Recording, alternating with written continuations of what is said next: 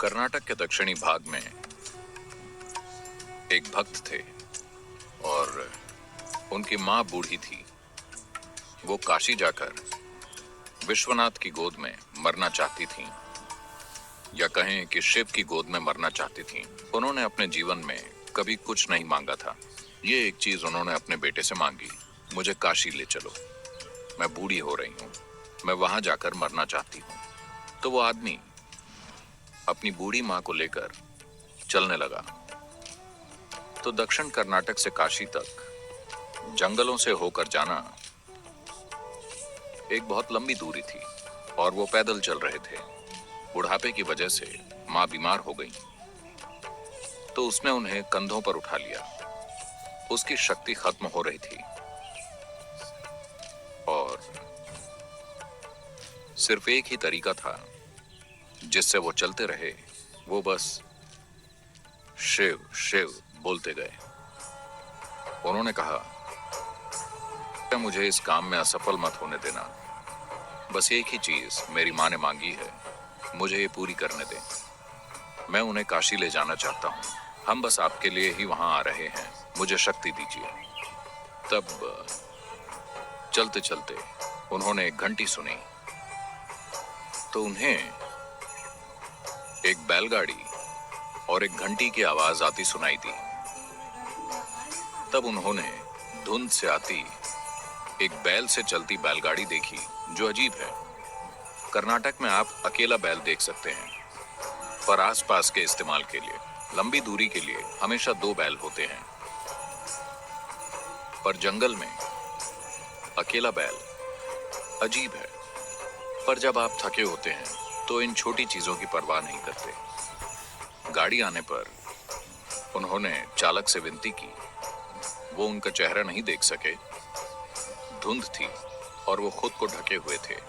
मेरी मां बीमार हैं, क्या हम आपकी गाड़ी में सवारी कर सकते हैं? वैसे भी ये खाली ही है। उस आदमी ने इशारा किया तो वो दोनों चढ़ गए। गाड़ी जंगल के रास्ते से जा रही थी। कुछ समय बाद उन्होंने देखा कि ये कुछ ज्यादा ही सुगम सवारी है। ये उबड़ खाबड़ सवारी नहीं थी जैसा उसे होना चाहिए था। तब उन्होंने देखा पहिए घूम नहीं रहे थे, वो थमे थे और गाड़ी चल रही थी। तब उन्होंने बैल को देखा, बैल बैठा हुआ था और फिर भी गाड़ी चल रही थी। फिर उन्होंने ड्राइवर को देखा, बस चोगा ही था, कोई आदमी नहीं था। उसने अपनी मां की ओर देखा। मां ने कहा, अरे बुद्धू, हम पहुंच गए हैं, कहीं जाने की जरूरत नहीं है, यही जगह है, मुझे जाने दो। और मां ने अपना शरीर वहीं छोड़ दिया। बैल, गाड़ी और ड्राइवर गायब हो गए। तब वो आदमी वापस लौट आया। लोगों ने सोचा, ओह, ये अपनी मां को कहीं फेंक कर चला आया है, ये उन्हें काशी नहीं ले गया, ये तो बहुत जल्दी वापस आ गया। उन्होंने कहा, तुमने अपनी मां को कहां फेंक दिया? वो बोले, नहीं, हमें जाना ही नहीं पड़ा, शिव खुद हमारे लिए आए। उन्होंने कहा, बकवास। वो बोले, आप क्या सोचते हैं, इससे फर्क नहीं पड़ता, वो हमारे लिए आए और बस मेरा जीवन रोशन हो उठा है। मैं अपने भीतर ये जानता हूं, आपको नहीं पता तो आप जाने। तब उन्होंने कहा, ठीक है, तो हमें कुछ दिखाओ, किसी तरह हमें दिखाओ कि तुमने शिव को देखा, वो तुम्हारे लिए आए। वो बोले, मैं नहीं जानता, मैंने उन्हें नहीं देखा, मैंने बस एक चोगा देखा, कोई चेहरा नहीं था, कुछ भी नहीं था, वो खाली था। वो बस ऐसे ही बैठे थे।